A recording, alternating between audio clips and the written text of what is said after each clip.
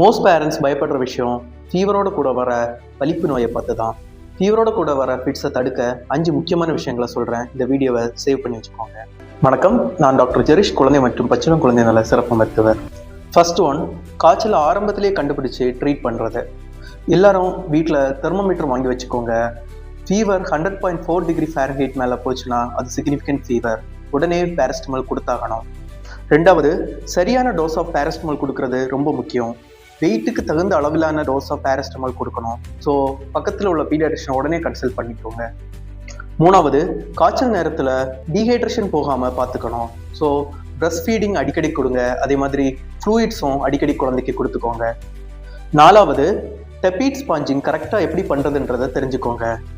மிதமான தண்ணீரில் குழந்தையோட பாடி ஃபுல்லாக தொடச்சி கொடுங்க. கோல்டு வாட்டர் யூஸ் பண்ண வேண்டாம். இப்படி தொடச்சி கொடுக்கறது மூலம் உடனே நம்ம ஃபீவரை கண்ட்ரோல் பண்ண முடியும்.